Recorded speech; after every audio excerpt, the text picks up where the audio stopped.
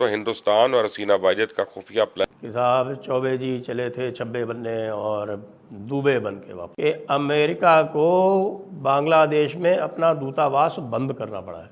America छोड़ के भाग जाना बांग्लादेश को, ये बहुत बड़ी बात है। भारत के जो 40 जो शीर्ष राजनयिक हैं वो सारे के सारे अभी ढाका में बैठे हुए हैं। बांग्लादेश के लिए एंटी इंडिया होना किसी तरीके से भी फायदेमंद नहीं है।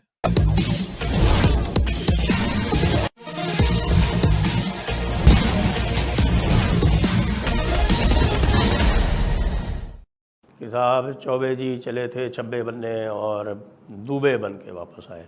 अमेरिका का बांग्लादेश में यही हाल हो गया है कि अमेरिका को बांग्लादेश में अपना दूतावास बंद करना पड़ा है। पूरा का पूरा जो तंत्र है वो चला गया है जिहादियों के हाथ में। आप ये देखिए कि उन्होंने पूरे के पूरे सुप्रीम कोर्ट को एक तरह से भंग कर दिया, ज़बरदस्ती उनका रेजिग्नेशन ले लिया। क्योंकि अगर तो हिंदुस्तान और हसीना वाजिद का खुफिया प्लान जो है ये पूरा हो जाता है खुदा न खास्ता, तो ये सारी की सारी जो कुर्बानियाँ हैं स्टूडेंट्स की, जो अब मुझे पता चला है कि 2,500 के करीब स्टूडेंट्स जो हैं वो इसमें शहीद हुए हैं, मारे गए हैं, तो ये सब ज़ाया जा सकती हैं। अब हसीना वाजिद को हटा के इन्होंने वही काम किया जो इराक़ में इन्होंने सद्दाम हुसैन को हटा के किया। बांग्लादेश की सेना में कोई दम नहीं है।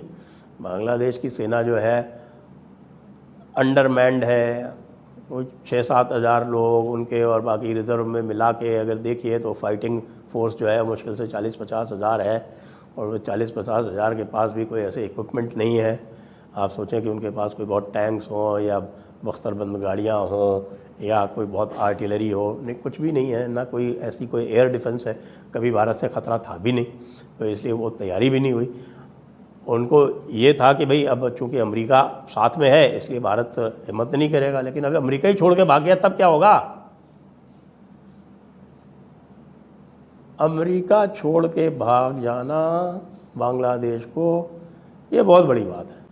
भारत के जो 40 जो शीर्ष राजनयिक हैं वो सारे के सारे अभी ढाका में बैठे हुए हैं। 5वीं इकोनॉमी है, तो वहां पर तो बहुत सारे लोग वहां पे जाना चाहेंगे ना बांग्लादेश से कि अच्छा भारत चले जाते हैं, तो ये इस तरह के लोग भी तो शामिल होंगे ना। मतलब अपॉर्चुनिटी मिल रही हो कि वहां पे जाके आप अपनी लाइफ बनाएं, तो ऐसे भी बहुत सारे लोग होंगे। अब इंडिया यही सोच रहा होगा कि कौन कौन से लोग आ जाएंगे, हाँ, और क्यों आए, अपने मुल्क में क्यों ना रहें। वैसे तो उन्होंने लॉ यही चेंज किया था कि गैर मुस्लिम जो है अफगानिस्तान, पाकिस्तान और बांग्लादेश से जब परसिक्यूट हो तो इंडिया में वो आ सकते हैं, मुस्लिम नहीं आ सकते। ये एक कंट्रोवर्शियल उनकी सिटीजनशिप या पता नहीं कोई लॉ ऐसी बनी हुई।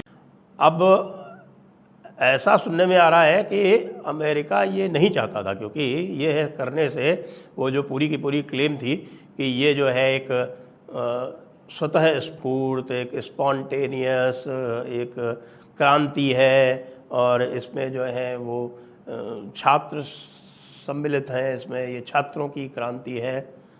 तो वो पूरा नैरेटिव तो वहीं ध्वस्त हो गया जब ज़बरदस्ती पहले प्रधानमंत्री को वहाँ से रवाना किया, और संविधान में कोई प्रावधान न होते हुए भी एक अंतरिम सरकार बनाई, और उसके बाद पूरे के पूरे सुप्रीम कोर्ट को ही भंग कर दिया। डॉक्टर साहब, क्या पाकिस्तान में भी आ सकते हैं? इस तरफ के बॉर्डर से भी ऐसी सिचुएशन है कि वो दाखिल हो सकते हैं क्या? नहीं, पहला पूरा इंडिया तक बॉर्डर क्रॉस करें फिर पाकिस्तान आए। पाकिस्तान ने उन बिहारियों को नहीं माना जो पाकिस्तान के लिए लड़े थे 71 में। आज तक वो बांग्लादेश में है। पाकिस्तान की कोई मॉरल स्टैंडिंग नहीं है। हालांकि बिहारी जो हैं जो, और ये वो तो पाकिस्तान को टूटने के खिलाफ हिस्सा लिया उन्होंने, लेकिन उनको नहीं आने दिया पाकिस्तान।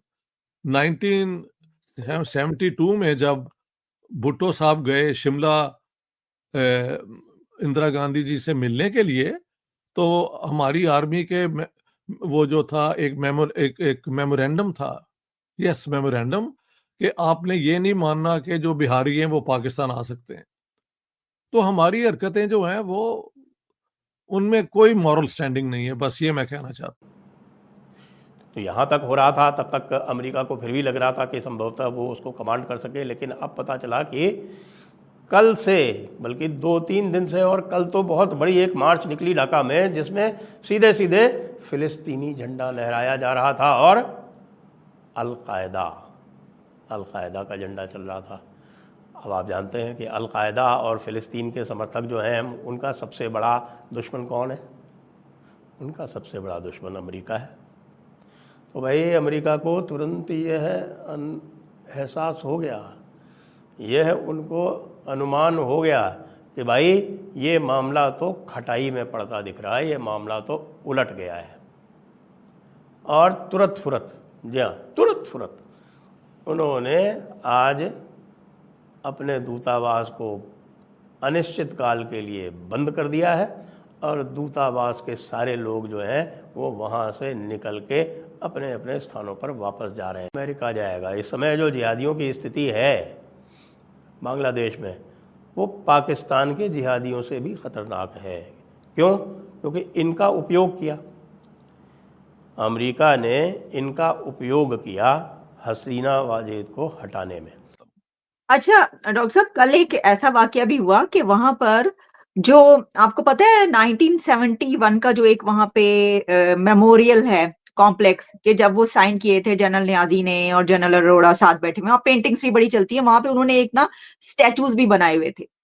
तो वो क्या ये हुआ कि वो जाके तोड़ दिए, वो भी तोड़ दिए लोगों ने, वो जो स्टैचूज थे। तो उसके ऊपर जो शशि थरूर है उन्होंने ट्वीट भी किया, फिर उसके बाद वो चीज सामने भी आई, उसके बाद बात भी होनी शुरू हो गई कि वो स्टैचूज भी उसको जो है वहां पे गिरा दिया गया है। तो इसका मतलब है कि ये एक जो खालदा जिया या जो इस वक्त वहां पर इस्लामिस्ट हैं या जो जमात इस्लामी के लोग हैं वो जी ये उनकी सियासत है, बिल्कुल सही है। हाँ सर इसका मतलब है कि वो प्रो पाकिस्तान है। लगता तो यही है। ये हरकत कौन करता है? कौन करता है ये हरकत? ये प्रो पाकिस्तान है या ये एंटी इंडिया है, आप ये कह लें। समझ गए आप? ठीक। तो सर अगर ये जो हुकूमत बनती है और अगर जमात इस्लामी भी इस हुकूमत में शामिल होती है, तो इसका मतलब है कि बांग्लादेश में अब जो अगर ये वाली ऐसी कोई गवर्नमेंट आती है तो वो प्रो पाकिस्तान होगी और एंटी इंडिया होगी। नॉट नेसेसरीली, क्योंकि इलेक्शन होगा, अगर फेयर और फ्री इलेक्शन होता है, फिर हम देखते हैं कि बांग्लादेशी कैसे वोट करते हैं। हाँ जी, तो ये कोई जरूरी नहीं है अगर इलेक्शन के जरिए होगा, लेकिन अगर कोई हुकूमत बना दी जाए ऊपर से ही, जैसे पाकिस्तान में बन जाती हैं, तो फिर कुछ भी हो सकता है। लेकिन बांग्लादेश के लिए एंटी इंडिया होना किसी तरीके से भी फायदेमंद नहीं है। उनको ये टेरिटोरियल जो डिस्प्यूट थे वो उन्होंने सॉल्व कर लिए हैं। बांग्लादेश के साथ इकोनॉमिक रिलेशंस भी इंडिया के बहुत डेवलप्ड हैं। तो अगर कोई ऐसे करेगा तो वो होता है you shoot in your own foot, ये वो करेंगे, उसका कोई फायदा नहीं होगा। आप अगर हमसे जुड़ा रहना चाहते हैं तो कृपया मेरे चैनल को सब्सक्राइब करें तथा बेल आइकन भी दबा दें ताकि नई वीडियो की जानकारी तुरंत आप तक पहुंच जाए। धन्यवाद। जय हिंद।